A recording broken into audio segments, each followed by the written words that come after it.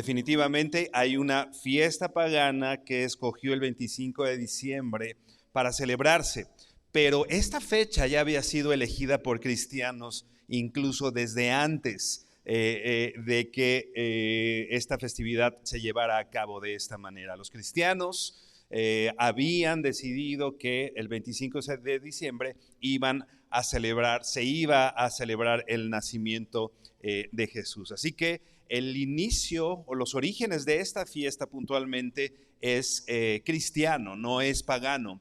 Y definitivamente, independientemente de la fecha, que si fue 25 de diciembre, que si no, eso no es un tema en el que vayamos a ahondar mucho más. Lo que sí sabemos es que Jesús nació, que Jesús vino a esta tierra, que el Señor vino a las tinieblas, como vamos a ver el día de hoy, y nos dio con esto salvación a todos, la oportunidad de conocerle, ¿no? Y bueno, va llegando diciembre, van llegando esta temporada y empiezan a haber señales, ¿no? Es más, desde muchas semanas antes ya llegas a cualquier tienda y ya hay árboles de Navidad,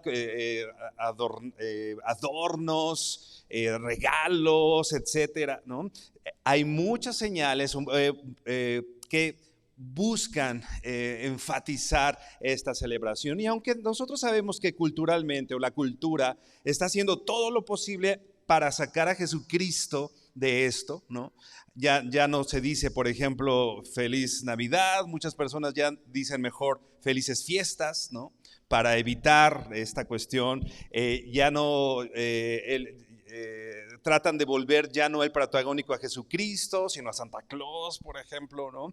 Incluso algunos villancicos navideños, ¿no? Han sido modificados, ¿no? Y ya no se canta con respecto a Jesús, sino se canta cosas como la unión familiar, paz, felicidad, y toda esta cuestión que también influye en cuanto a las cuestiones comerciales. Pero definitivamente seguimos, aunque la cultura niegue a hacerlo o quiera negar esto, seguimos escuchando de Jesucristo, ¿no? No puedes dejar de escuchar, por ejemplo, Noche de Paz, ¿no? Sin hacer referencia a un Salvador, a Jesucristo, ¿no? La mayor cantidad de villancicos navideños que se han históricamente cantado definitivamente hablan de Jesucristo, de Dios hecho carne. Entonces es una muy buena oportunidad para que todos nosotros, ¿no? Tomando esas situaciones, honremos a Jesucristo en el lugar, de la forma en la que nosotros estemos. Seguimos escuchando acerca del nacimiento de un Salvador, a pesar de que la gente busca negarlo. Entonces para nosotros es una temporada alegre, ¿no? Una temporada que nos recuerda el nacimiento de Jesús, ¿no? Y todos los símbolos que implica esto. Por ejemplo, la gente se da regalos, ¿no? Y podemos pensar definitivamente en el gran regalo que nosotros recibimos en Jesucristo viniendo a la tierra. Y todas estas cosas son un símbolo, repito, que nos hablan del evangelio, que nos hablan del nacimiento de un Salvador. Uno de estos símbolos o uno de estos indicios que nosotros vemos es, por ejemplo, se llena de luces. De hecho, muchas villancicos o cantos navideños hablan de que hay muchas luces y se encienden las luces.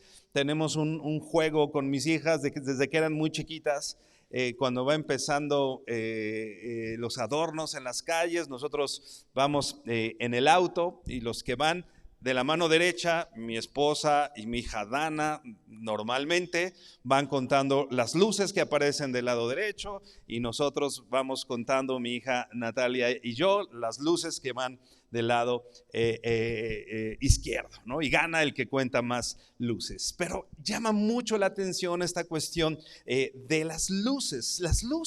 Entonces es importante poder recordar lo que definitivamente el símbolo que implican estas luces? Porque las luces podemos pensar que no solo son un artículo decorativo, aunque muchas personas, repito, lo ponen solamente así. Esto es un símbolo. No solo son decorativas, sino son simbólicas de la luz que vino a esta tierra alumbrando sobre las tinieblas. Entonces sabemos que entender la verdad, entender todo esto, es también entender el Evangelio.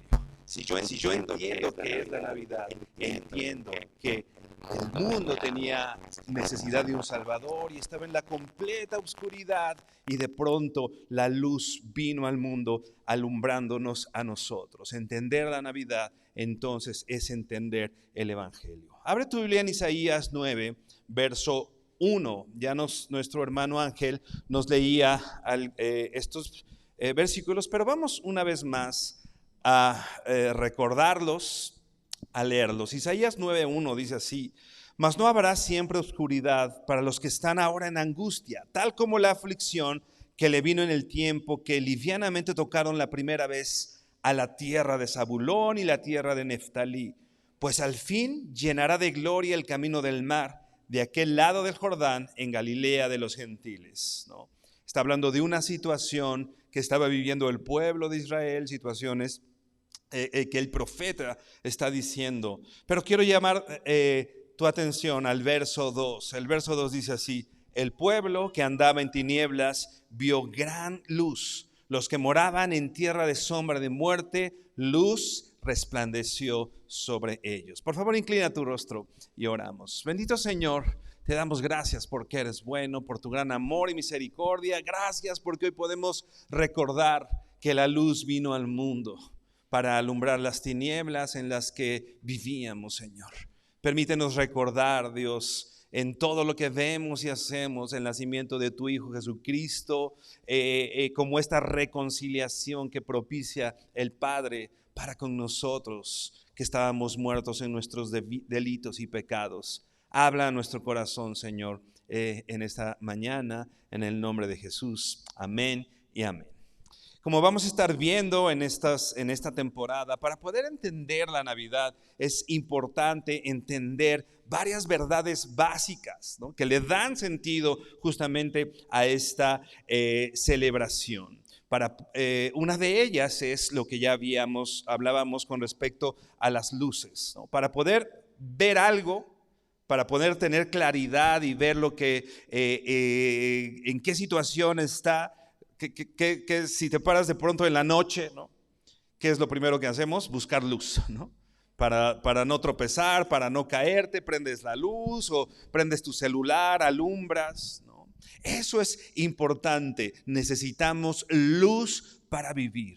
El mundo, hermano, era un lugar oscuro. Y nunca vamos a encontrar esa luz o el camino, o nunca vamos a ver la realidad de las cosas, a no ser que Jesucristo sea nuestra luz, a no ser que Jesucristo alumbre como lo hizo. Ve por favor ahora a Mateo 4:16. Mateo está citando justamente a Isaías, al profeta, está recapitulando y está trayendo a la época de Jesús, está trayendo lo que ya el profeta había dicho. Y hay algunas palabras que aunque vamos a regresar a Isaías, que llaman mucho la atención con respecto a lo que dice este texto o estas expresiones, pero que ahora veremos en Mateo 4:16. Dice el verso 16 de Mateo 4: el pueblo asentado en tinieblas vio gran luz, y a los asentados en región de sombra de muerte, luz les resplandeció. Había un pueblo, vamos a ver más adelante el contexto, qué estaba pensando el pueblo en ese entonces, pero la realidad del pueblo que nosotros podemos ver en los versos de Isaías y ahora que vemos en Mateo, es que era un pueblo, dice aquí, asentado en tinieblas. Un pueblo que estaba en completa obscuridad. Esta expresión asentado, ¿no?, habla de una postura inactiva. No es un pueblo que se estuviera moviendo, no es un pueblo que estuviera haciendo grandes cosas. Estar asentado es la continuidad de una postura. Yo puedo decir que estoy solamente sentado, ¿no? Y si estoy sentado, pues bueno, hay la esperanza que un día me pare, ¿no? Y me mueva, ¿no? Hoy tú estás sentado en este lugar, pero dentro de un ratito te vas a parar, ¿no? Pero esta palabra o esta expresión asentado está hablando de una condición en la cual ya estaba el pueblo, sin la capacidad de poder levantarse, sin la capacidad de poder irse. Estaban en medio de las tinieblas, amaban las tinieblas y no podían escapar de las tinieblas. Estaban asentados en las tinieblas, sin posibilidad de moverse. Y esta palabra tinieblas, que repito, se menciona en Isaías y es un principio que nosotros vemos en la Biblia, ¿no? De la condición humana antes de Jesucristo, ¿no? ¿Qué quiere decir tinieblas? Es el mundo que está dominado por el pecado, por el mal, por la ignorancia de Dios. Decíamos, hablábamos con respecto a la luz, ahora lo contrario son las tinieblas. Las tinieblas son la ausencia de luz, ¿no? Más adelante vamos a ver que Dios vino, que la luz vino al mundo. Entonces, si no había venido esa luz, la tinieblas o la oscuridad es la ausencia de Jesucristo en esta tierra. Por eso decimos que se enfatiza esta cuestión de que había una ignorancia de Dios. El pueblo de Israel, como hoy la cultura, los seres humanos han dado la espalda a Dios y buscan ignorar los caminos del Señor. Hay una ausencia del conocimiento del Señor. Y vemos hoy un mundo lleno de maldad, un mundo lleno de sufrimiento, opresión por todos lados. Aquel que está en la oscuridad por ser de noche, ¿no? Hay una realidad que podemos ver en la Biblia, que una vez estando nosotros en la oscuridad, cuando es de noche, ¿no? Podemos tener la esperanza que un día el sol va a volver a salir. Pero aquellos que están en esta oscuridad, por ejemplo, alguien que está en la oscuridad por ser ciego, no tiene la esperanza de poder un día abrir sus ojos y ver la luz, ¿no? Hoy en la noche vamos a irnos, dice la palabra, yo me acosté y dormí y desperté. Y estamos seguros que aunque va a haber cierta oscuridad y ciertas tinieblas en la noche, mañana va a salir el sol, ¿no? Pero esta cuestión de estar asentado en tinieblas es una condición de la que el pueblo no tenía ninguna esperanza de salir. Estaban en esta opresión. Es algo que nosotros evidentemente podemos ver en la cultura de hoy. Ve por favor a Efesios 2, verso 12. Efesios 2, verso 12. Efesios 2:12 dice así: en aquel tiempo estabais sin Cristo, ¿no? Acuérdate, ya decíamos que esa luz venía a través de Jesucristo. Y el apóstol Pablo está diciendo aquí en Efesios, en aquel tiempo, antes de que viniera Jesús, dice, en aquel tiempo estaba sin Cristo, alejados de la ciudadanía de Israel, ajenos a los pactos de la promesa. Y termina el verso diciendo, sin esperanza y sin Dios en el mundo. Esta lejanía de Dios, no estar cercano al Señor, definitivamente nos quita la esperanza, ¿no? Nadie sabe, hermano, cómo curar el mal. Aunque haya grandes inventos, aunque veamos un progreso tecnológico enorme, ¿no? Y la inteligencia artificial y tantas cosas que pretenden que el mundo sea mejor, que las personas sean mejores, avances en el área médica, por ejemplo, ¿no? Hoy hay muchos medicamentos, aparatos que hacen estudios clínicos, pero no vemos una condición mejor en el ser humano. Vemos todo lo contrario, ¿no? Opresión, personas buscando sacar provecho de otras personas, sufrimiento, dolor, el mundo ajeno a Dios, ajeno al Señor. Y es algo que evidentemente está pasando. Aunque el humano se esfuerza por tener un mundo mejor, la realidad no es así. No es que la humanidad hoy esté mejor que hace 100 años. Aunque podemos tener, como ya decía, muchos recursos, definitivamente la humanidad está en decadencia. Y guerras y conflictos, ¿no? Y guerras y conflictos en el mundo, pero no solo en el mundo, en las casas, ¿no? La desintegración familiar hoy es mucho más evidente y mucho más preocupante que lo que era hace 100 años, ¿no? El índice de divorcios, por ejemplo, ¿no? Y las enfermedades, aunque crece la posibilidad de ir al doctor y tomar algún medicamento, también está creciendo la cantidad de personas enfermas, ¿no? No estamos mejor hoy con todo el esfuerzo humano. Vea a Isaías 8, verso 12.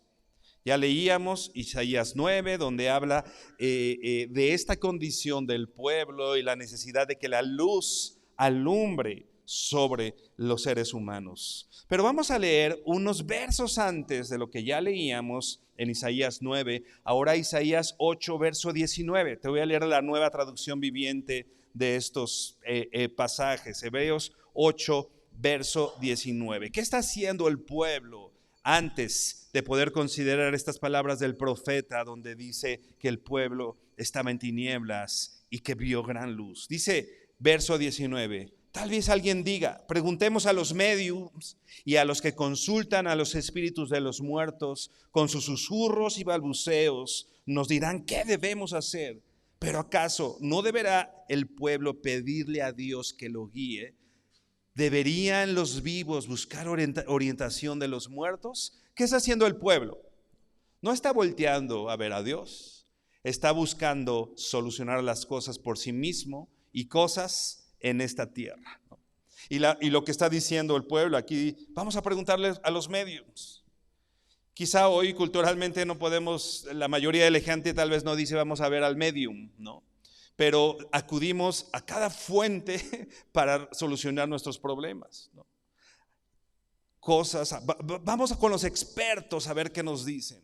Vamos con los expertos para ver cómo puedo arreglar mi problema de conducta, cómo puedo arreglar la situación con la cual ya no puedo vivir, cómo puedo arreglar esta depresión, esta ansiedad en la que vivo todos los días. Vamos con los expertos, vamos con los medios, ¿no? Y dice aquí, pero ¿acaso no deberá el pueblo pedirle a Dios que lo guíe?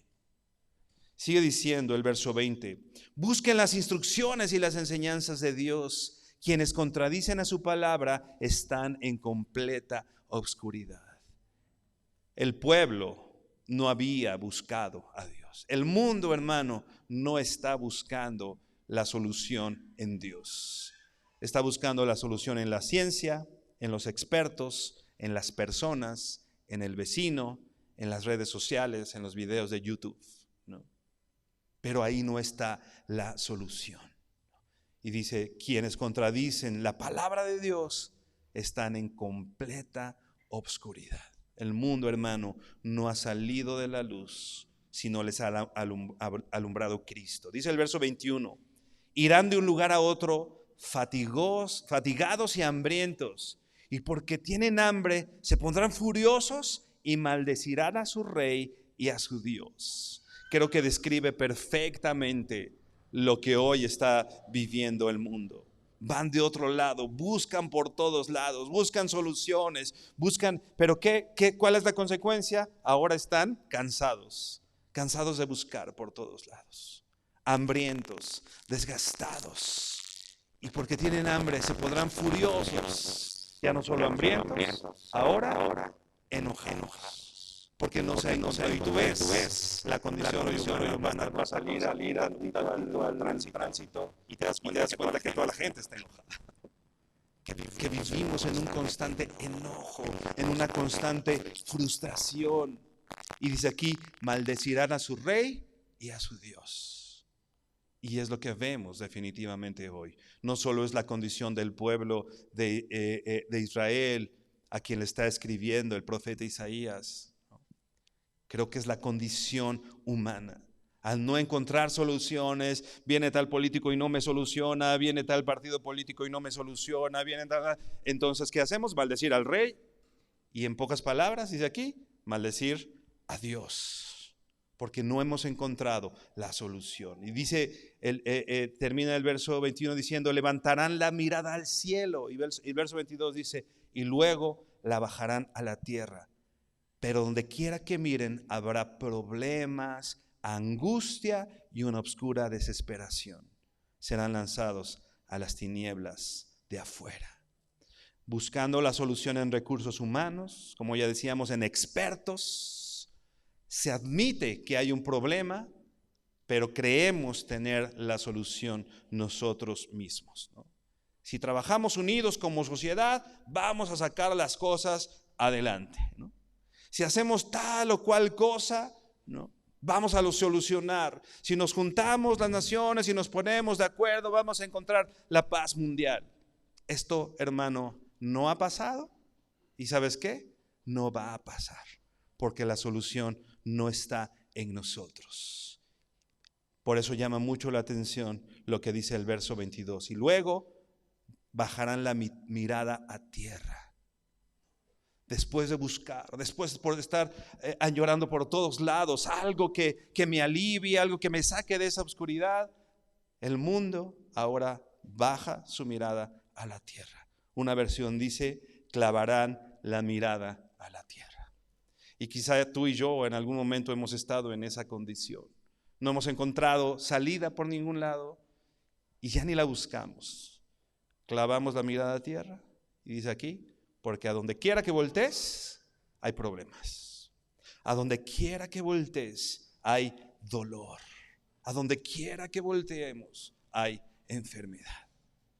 Ahora está así la cultura. No ha encontrado, hoy la sociedad, hoy el mundo no ha encontrado la salida. Y hermano, a donde quiera que volteamos hay solamente malas noticias. Malas noticias de lo que pudiera pasar, angustia, y hay dolor. Y a donde quiera que tú voltees hoy, por mucho que aparentemos, ¿no? Dicen por ahí que las redes sociales son unas grandes mentirosas, en el sentido de que la gente pone ahí la foto de cuando está sonriendo y está feliz, ¿no? Pero detrás de ello no necesariamente está pasando eso. Solamente es una apariencia. Hay una realidad en la que está viviendo el mundo y hay quien dirá que la Navidad no es realista, ¿no? Que la Navidad no es objetiva en cuanto a la realidad.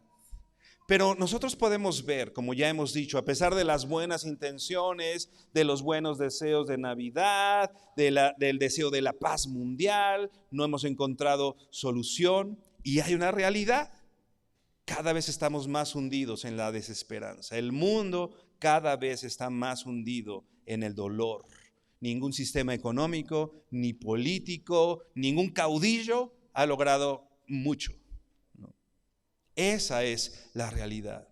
Podemos decir claramente, porque es lo que hemos visto por siglos, la humanidad no puede salvarse a sí misma. Más bien, dice el apóstol Pablo, le dice a los Gálatas, se muerden y se comen, nada más procura no destruirse, ¿no? Os coméis y os mordéis, procuren no acabar con ustedes mismos. Esa es la condición natural del ser humano sin el Señor. No podemos salvarnos a nosotros mismos. Clavamos la mirada en el suelo y solo la levantamos para ver cómo la situación pudiera estar empeorando. Decíamos y hablábamos con respecto al realismo que plantea la Navidad. Porque la Navidad no es una manera sentimental de decir, alégrense, nos unimos y las cosas van a cambiar. En realidad esto no es realismo. En realidad esto no es verdad. Si nos ponemos de acuerdo, vamos a hacer juntos un mundo mejor. En realidad, esto no es verdad y eso no va a pasar. La Biblia nunca nos aconseja ser indiferentes a estas situaciones. Es importante entonces notarla. ¿Qué es lo que dice la Navidad entonces? ¿Qué es lo que dice el Evangelio? Las cosas están muy mal. Eso es realista. No podemos salvarnos. Eso es realista. El ser humano ha demostrado no poder salvarse a sí mismo, pero hay una realidad. La realidad es verdaderamente oscura. Sin embargo, hay esperanza. Ese es el mensaje de la Navidad. Que en medio del dolor, que en medio de la miseria en que ha estado sumergido el mundo, hay una esperanza. Regresa a Isaías 9:2. El mensaje de la Navidad es este que ya leíamos. Isaías 9:2 dice: el pueblo que andaba en tinieblas vio gran luz. Los que moraban en la tierra de sombra de muerte, luz resplandeció sobre ellos. No solo se trata de hablar de la condición, para saber el mensaje del Evangelio. Nosotros sabemos que el mensaje del Evangelio son buenas noticias. Hay buenas noticias, pero para que las noticias sean buenas, antes tenemos que saber las malas noticias, ¿no? Si yo a cualquier persona le digo, está sano, pues va a decir, gracias, pues ya estaba sano, ¿no? Pero si tú le dices a un enfermo, oye, si su doctor le dice, oye, mira, estás enfermo y tienes esta condición y tienes una enfermedad incurable y va a ser muy difícil que salgas de ahí, malas noticias. Cuando el doctor de pronto le dice, oye, ¿qué crees? Saliste limpio en tus estudios, estás sano. Entonces, hay buenas noticias. Es importante, hermano, que nosotros, y el Evangelio habla de eso, la paga del pecado es muerte. Hay malas noticias. Por cuanto todos pecamos, estamos destituidos de la gloria de Dios, dice la Biblia. Esa es la realidad y esas son malas noticias. Pero hermano, alegrémonos porque ese no es el fin de la historia. El Evangelio son buenas noticias. Pero el verso dice, el pueblo que andaba en tinieblas, ya estudiamos lo que dice Mateo, el pueblo que estaba asentado en tinieblas, que no podía salir de esas tinieblas, que no tenía la condición de abrir sus ojos y de salir de esa condición, dice, vio gran luz. Los que moraban en la tierra de sombra de muerte, luz resplandeció sobre de ellos. No dice que de ellos salió la luz. No es que dice que un día empezaron a brillar, sino la Biblia dice que la luz vino al mundo. La ayuda que necesitamos, hermano. La solución no está en el ser humano, no está en la humanidad unida con un solo propósito. La solución, hermano, viene del cielo, en la buena voluntad del Señor para con nosotros. Muchas veces tergiversamos un poco el texto y decimos, gloria a Dios en las alturas y paz a los hombres de buena voluntad, ¿no? Paz a los hombres de buena voluntad. Pero si tú buscas el verso, no dice a los hombres de buena voluntad, no los hay. Lo que dice la Biblia es, y buena voluntad para con los hombres. El Señor mostró su buena voluntad para con nosotros, en que siendo un pecadores, Cristo murió por nosotros. Qué mejor regalo, que la luz un día brillara, porque tenía que venir. Ahora ve por favor a Juan 1, verso 8.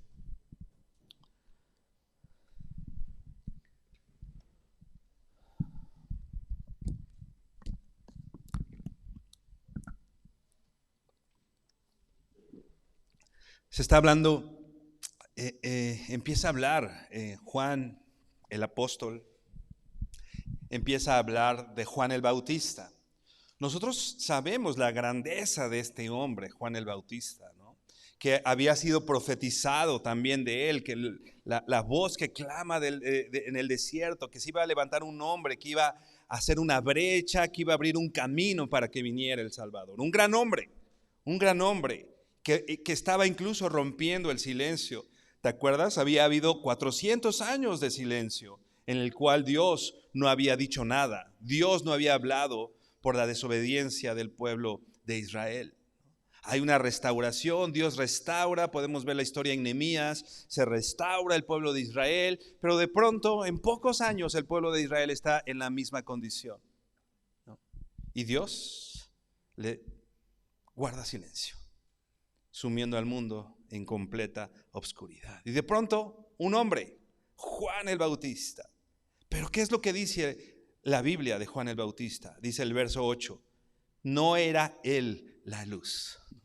No nos confundamos, no es un gran hombre, no es el gran profeta, no es una persona la luz, sino que él vino para dar testimonio de la luz.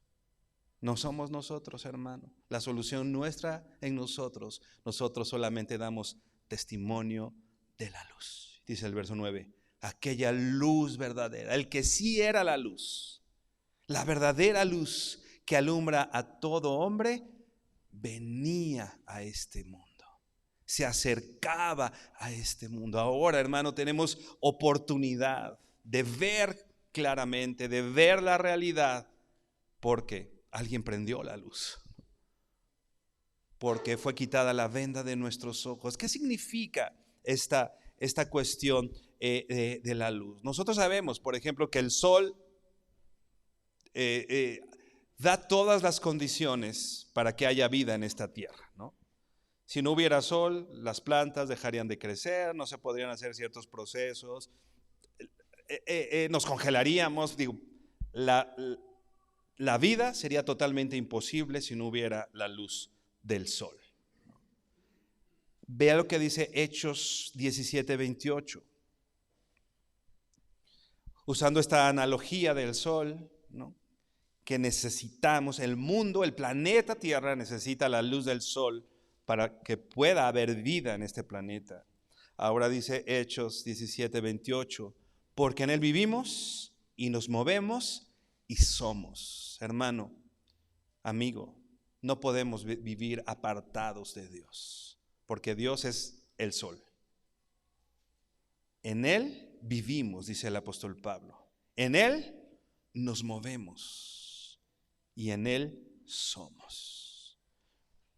Lo quiera o no reconocer el ser humano hoy, todos estamos aquí gracias a la intervención de Dios. Él es el que nos sustenta, Él es el que nos dio vida, Él es el que nos permite movernos, Él es el que hace salir el sol sobre buenos y malos. Repito, lo quiera el mundo reconocer o no, todo lo que hacemos, todo lo que nos movemos, todo depende de Dios. Es gracias a Dios porque es el que sustenta este mundo. El sol muestra la verdad. El sol, al alumbrarlo, podemos ver la realidad de las cosas. Hay algunos países, por ejemplo, sabes que por ejemplo la mitad del año es completa oscuridad. O sea, no sale el sol por 6 meses, no sale el sol en esos países. O sale una hora y todo el día es oscuridad. Y es evidente, digo, tú puedes checar las estadísticas, la cantidad, por ejemplo, de personas en depresión, ¿no? Incluso hay, por ejemplo, la leche en esos países tiene ciertas, les ponen ciertas vitaminas, etcétera, para buscar revertir o que no haya tanta depresión en esas personas, porque la ausencia de la luz causa depresión, ¿no? Eso es evidente. En estos países hay un índice de depresión muy alto, ¿no? Y suicidios y todo lo que trae esas condiciones, ¿no? Imagínate lo que somos lejos de la luz de Jesucristo. No somos nada. Dice lo que leíamos en Hechos 17:28. En él vivimos y nos movemos y en él somos. Necesitamos la luz para estar alegres, ¿no?, para ver la belleza, para estar llenos de alegría. Agustín, este gran teólogo, dijo esta expresión, que no es nueva, se pone de moda de pronto algunas cosas, pero este hombre dijo: nuestros corazones están inquietos hasta que encuentran descanso en ti. Nuestros corazones nunca van a estar tranquilos, siempre va a haber esa inquietud en nosotros hasta que nos encontremos con nuestro Salvador.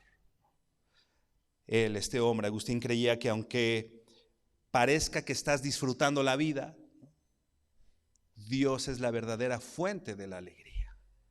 Hay apariencias, como ya decíamos, y tú ves la gente yendo a los centros comerciales y ves risas y la gente parece alegre, ¿no?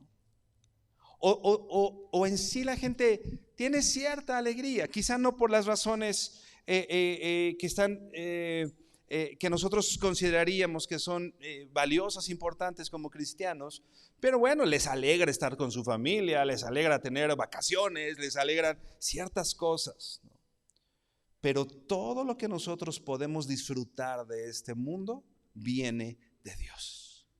Todo lo que nos causa gozo viene de Dios, porque el gozo verdadero se encuentra solamente en nuestro Señor.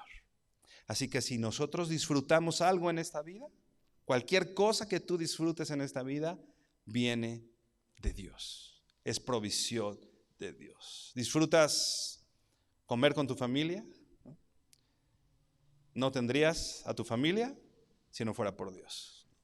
¿Disfrutas ese platito de frijoles con queso panela y unas buenas tortillas? No tendrías eso si Dios no hubiera hecho lo necesario para que estas plantas pudieran dar el alimento que estás comiendo. Hermano, todo lo que el ser humano disfruta necesariamente viene de Dios.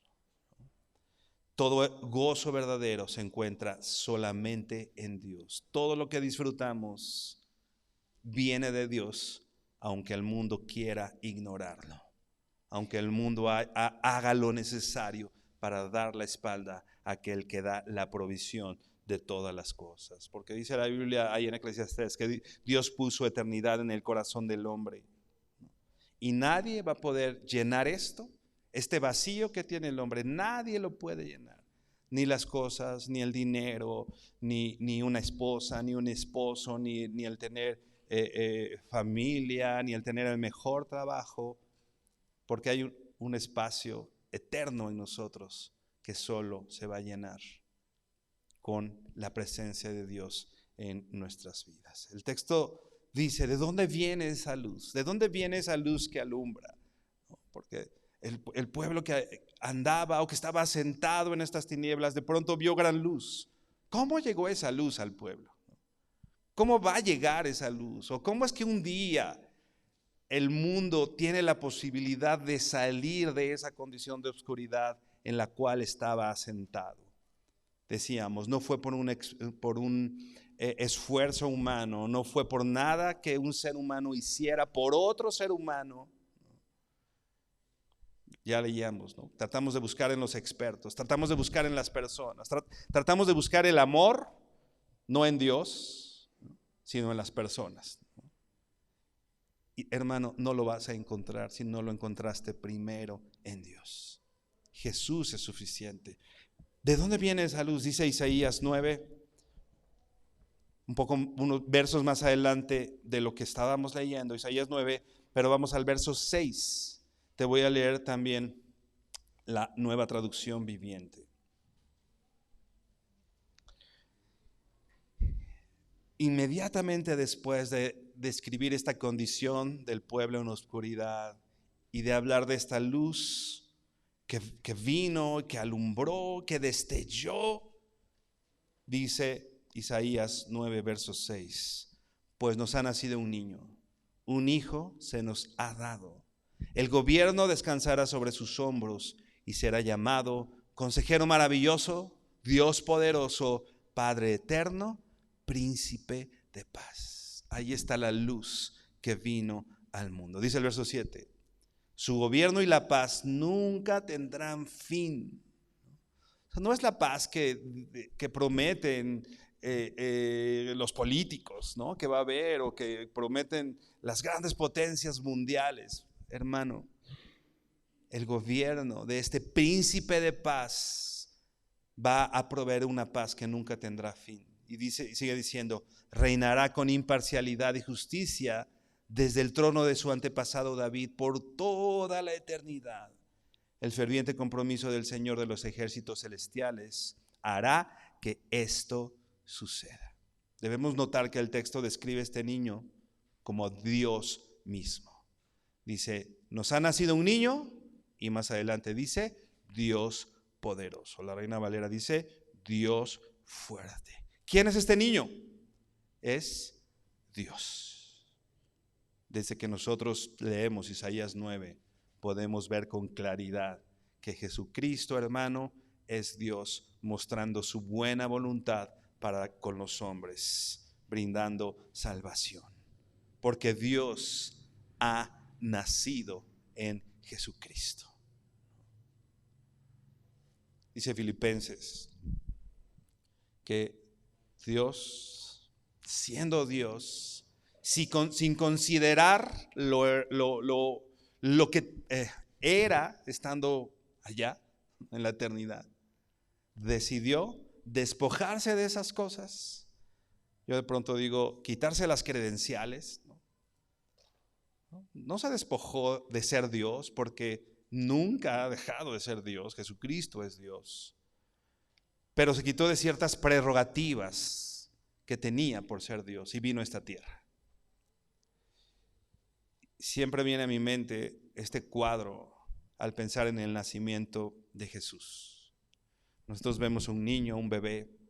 Pero ¿qué es un bebé? Tú sabes, es un ser humano totalmente dependiente. Depende que alguien le dé de comer, depende que alguien le cambie los pañales, que lo tape, ¿no? Y si ese niño, o sea, el ser humano es de las especies, hay especies que nacen y pueden vivir. El ser humano no. El ser humano nace y necesita de otro ser humano para vivir. Imagínate Dios sometiéndose a eso por amor a ti, por amor a nosotros. No estimando el ser igual a Dios, vino y nació en un pesebre. No nació como rey de una familia acomodada, en las mejores condiciones. En todo Dios fue congruente con esa autohumillación de venir a esta tierra. Y si no era suficiente venir a esta tierra, vino en un bebé. Y si no era suficiente venir en un bebé, nació en un pesebre. Y si no era suficiente, se rodeó no de la crema innata de la sociedad, se rodeó de pescadores, de gente aparentemente despreciable, ¿no? Porque dice la Biblia, de lo vil y menospreciado escogió Dios. Y anduvo caminando con los pecadores. Y anduvo con ellos. Y si no fuera suficiente, fue a morir como un delincuente en una cruz. Entró antes, no en una gran carroza, sino la entrada triunfal fue en un pollino, no en un gran corcel. Todo esto lo hizo Dios naciendo en esta tierra por amor de su nombre, hermano, y para que la luz brillara y darnos opción de ver la realidad de las cosas y poder ver en Jesucristo a nuestro Salvador y tener esperanza de que las cosas difíciles que vivas hoy, porque decíamos, estamos en un mundo caído y a donde quiera que voltemos hay dolor y pobreza y situaciones complicadas, ¿no? Hermano, esto no va a terminar. Pero ¿qué tenemos la esperanza? Que terminando esto, hermano, nosotros vamos a abrir nuestros ojos y vamos a ver a nuestro Salvador. Vamos a ver a nuestro Señor y seremos semejantes a Él. Porque un niño ha nacido, un hijo se nos ha dado. Y ese niño es Dios fuerte, es el Padre eterno y es el príncipe de paz. Si Jesucristo, hermano, amigo, es realmente Dios fuerte y es realmente Padre eterno, no podemos ser tibios ante esta verdad. No es que podamos responder con indiferencia a esto. En la Biblia, nadie que estuvo delante de Jesucristo reaccionó indiferente a Jesucristo. O lo odiaban como para querer matarlo, ¿no? O lo hacían el Señor de su vida. No hay medias tintas, ¿no? El que Jesucristo, al que Dios haya venido a esta tierra, hermano, no nos puede resultar en una vida pasiva. Y hoy la gente, has visto, ¿no? Hay una noticia, ¿no? En estas semanas, que alguien, si no me equivoco, en la Cámara de Senadores se atrevió a mencionar a Dios y a Jesucristo. Y todos se le fueron encima. O sea, lo más rebelde que puedes hoy decir es que crees en Jesucristo. Y yo ahí vi a dos personas, ¿no? Independientemente de las posturas políticas, hoy no estoy hablando de política, estoy hablando de que no podemos ser pasivos. Alguien que a pesar de saber que todo mundo se le iba a venir encima, habló de Jesucristo. Y el otro, alguien que al oír de Jesucristo, lo único que responde es: crucifíquenlo. No querer oír la salvación que viene de este mundo. Así que, hermano, no podemos responder tibios a la verdad de que en Jesucristo está el Padre eterno, este Dios fuerte, este Dios poderoso. O nos enojamos en contra de Dios o nos arrodillamos delante de Él. ¿Qué haremos esta mañana? ¿Odiar? ¿Perseguir? ¿Negar? ¿Qué hacían estos hombres en Isaías 8? Iban a los medios, buscaban soluciones, buscaban que alguien resolviera su problema. No está resuelto, maldicen al rey y maldicen a Dios. ¿Te acuerdas? Eso dice la Biblia ahí en Isaías, ¿no? ¿O somos ese pueblo al cual Dios le ha concedido el quitar la venda de nuestros ojos y poder reconocer a Jesucristo como nuestro Salvador?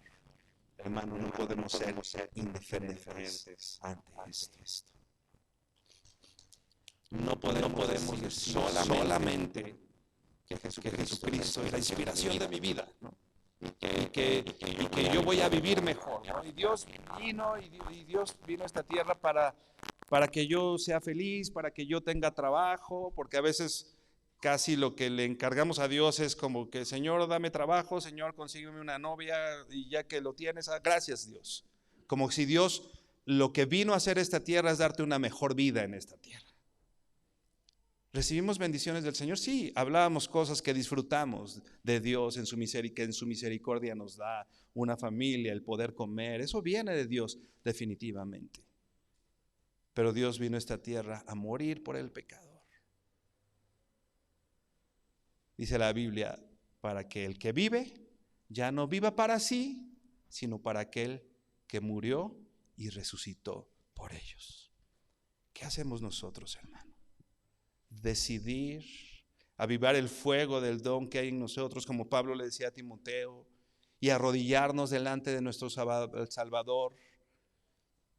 Un predicador decía: hay gente que le gusta solamente tener al Salvador ahí debajo del árbol, ¿no?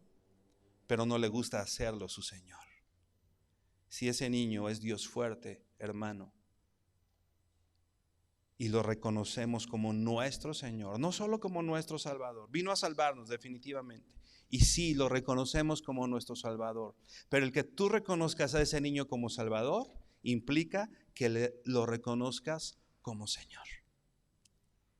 Y si Él es mi creador, en el principio creó Dios los cielos y la tierra, Él me creó, y no solo me creó, yo le di la espalda, tomé mis propias decisiones. La luz vino al mundo y los hombres amaron más las tinieblas, se asentaron en esas tinieblas. le di la espalda y con todo, yo muerto en mis delitos y pecados, en mi sufrimiento, en mi dolor. Dice el profeta, yo te vi en tus sangres ahí tirado, sin esperanza a vivir, como un bebé recién nacido, pero que tiraron a la basura. Así estábamos nosotros, muertos en nuestros delitos y pecados. Pero de pronto el Señor decidió, no era necesario para Él venir a la tierra. No es que Él necesitara venir, no es que Él estaba muy solo, como dicen algunos, y necesitaba compañía. Él es Dios y será Dios con nosotros y sin nosotros. Y Él tiene toda la gloria, sea que se la demos o sin que nosotros se las demos. Él no necesita más. Él no crece. Él no crece en gloria. Él ya tiene toda la gloria. Más bien el Señor hoy nos da la oportunidad de no solo hacerlo nuestro Salvador, sino nuestro Señor.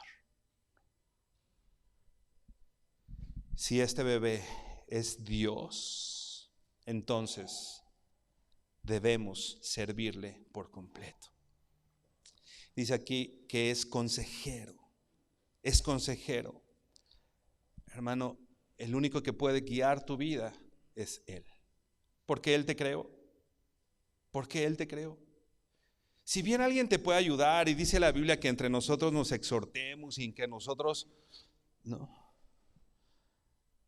De pronto llegan personas y hermano, uno no tiene todas las respuestas. Oye, ¿qué hago en esto? No sé. Vamos a lo que dice la Biblia, ¿no? Porque los que pretendemos de pronto dar una guía o aconsejar, hermano, no tenemos todas las respuestas. Y probablemente podemos equivocarnos. Y probablemente, pero hermano, otra vez, no te tienes que confiar y hacer. Él es mi consejero y Él es mi consejero y Él es mi consejero. Lo que en realidad tiene que ser, lo que en realidad tiene que hacer un verdadero consejero que tema al Señor es buscar juntos, vamos a buscar juntos el consejo de ese admirable consejero. Es llevarnos a Jesucristo, porque Él sí, porque Jesucristo sí tiene todas las respuestas y Él puede, y Él dice aquí que va a guiar tu vida porque Él es un consejero admirable, un consejero hermoso que camina junto a nosotros aún en el valle de muerte. Dice el Salmo 23, hablando de esta oscuridad y del valle de muerte. El Salmo 23 dice, el salmista, aunque ande en valle de sombra de muerte. ¿Sabes qué, hermano? Jesús oraba y decía, no te ruego que los quites del mundo, ¿no? Estamos en este mundo y hay un propósito por el cual tú estamos en este valle de sombra y de muerte. Y como el pueblo que está escrito ahí en Isaías 8, ¿no? Volteamos a todos lados y vemos dolor, y vemos corrupción, y vemos sufrimiento. Pero ¿qué dice el Salmo 23? Aunque ande en valle de sombra de muerte, no temeré mal alguno. ¿Por qué? Porque Dios está conmigo. Hermano, estamos en valle de sombra de muerte. Pero ¿sabes qué, hermano? No tememos. ¿Por qué? Porque la luz un día brilló en nuestros corazones. No fue mi esfuerzo, no fue mi capacidad, no es que soy bien inteligente y he sabido llevar mis finanzas, no es que he sido siempre muy saludable y he comido bien y entonces por eso estoy sano, no es que yo ya decidí bien, entonces tengo una esposa y una familia porque soy bien hábil y soy muy bueno en eso, entonces tomé buenas decisiones y por eso tengo una familia y 2 hijas preciosas.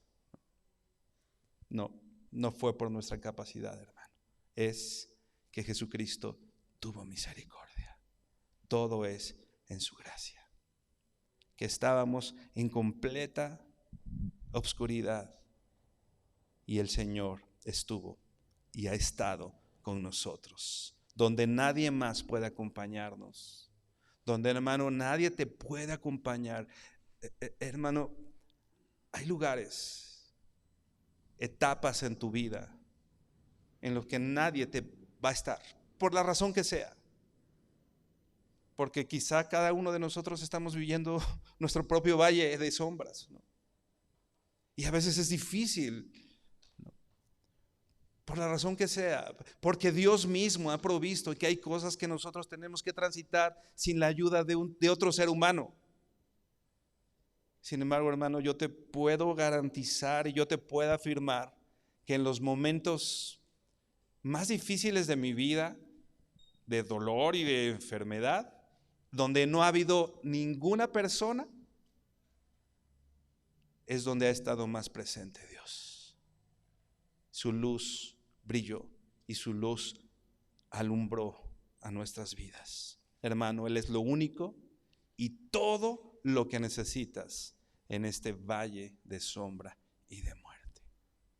Estábamos, hermano, en esa condición y el Señor nos alumbró. Por eso decimos que el mensaje de la Navidad es un mensaje realista.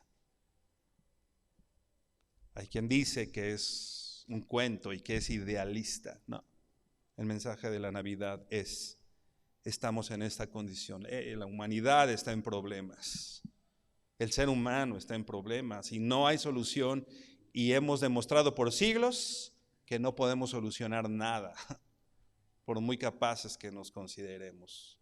Pero, hermano, hay esperanza, porque hace 2000 años nació un niño que vino a alumbrar nuestra vida, a hacer evidente nuestra necesidad de Él, a poder reconocer que necesitamos un Salvador, y, hermano, a darnos la esperanza de lo que vemos, de que lo que vemos en este mundo no es el fin de la historia. Un día estaremos con nuestro Señor. Dice la Biblia en Apocalipsis, ¿no?, que un día Él le va a conceder a su iglesia, un día Él te va a conceder a ti y a mí llegar delante de Él vestidos de lino blanco, de lino fino. ¿Qué significa esto? Vestidos de buenas obras, vestidos elegantes para la situación, para esta boda, para presentarnos santos delante de Él. ¿Te imaginas? Un día tú te vas a presentar santo delante de este niño de Belén. ¿Por qué? ¿Por qué eres santo? No. Hay novias, por ejemplo, ¿no? Eso se usaba bueno, quizá ya no lo hay, pero hace tiempo se usaba que si una novia iba embarazada al matrimonio, ya no se podía vestir de blanco, ¿no? Porque ya había ahí una manchita, entonces se vestían de cualquier otro color. Y era una vergüenza finalmente, ¿no? Si fuera por mis obras, hermano, yo no me presentaría al cielo vestido de blanco. Sería una vergüenza, tendría que ir de negro. Sin embargo, Dios ha hecho todo lo necesario y hará, y en esta vida va a hacer lo necesario para que un día tú y yo nos presentemos vestidos de blanco delante de nuestro Señor en las bodas del Cordero. Y vamos a estar con Él. Todo gracias a que esta luz un día alumbró sobre nosotros. Hermano, recuerda esto en esta temporada. Cuando veas una luz, ¿no?, puedes ir contando, como yo y mis hijas y mi familia, cuántas luces hay, pero puedes encontrarle el simbolismo. La luz vino al mundo. El pueblo asentado en tinieblas vio gran luz. Hermano, inclina tu rostro. Terminamos orando. Señor, gracias te damos porque eres bueno, Señor. Dice tu palabra: ¿quién es el hombre para que tengas de él memoria? ¿Quiénes somos nosotros para que nos visites, Señor? Estábamos en un lugar tan oscuro y tan doloroso que nadie, Señor, se atrevería a venir, Señor.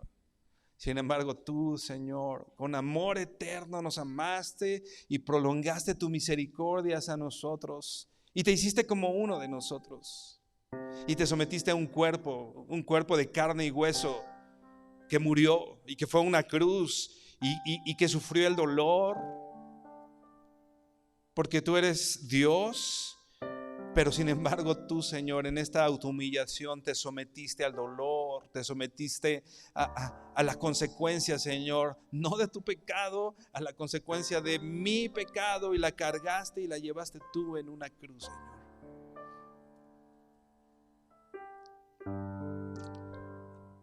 Y con tus brazos abiertos, estando en esa cruz, y siendo yo el que te estaba insultando, y siendo yo, Señor, el que estaba ofendiéndote, Señor, y siendo yo el que decía, por alguna razón estás en esa cruz, tú dijiste, perdónalo porque no sabe lo que hace. Y ese niño que nació un día fue a la cruz y murió por mí, para que esta luz alumbrara, Señor, en mi corazón.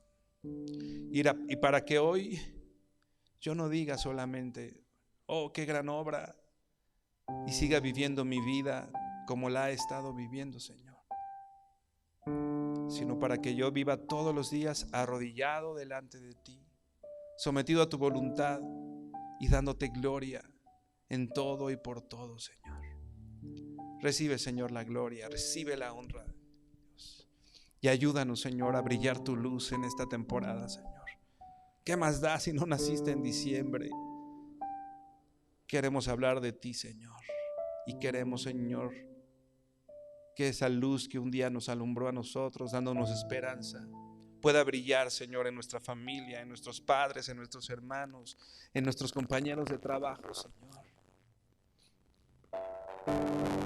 Que al terminar, Señor, diciembre,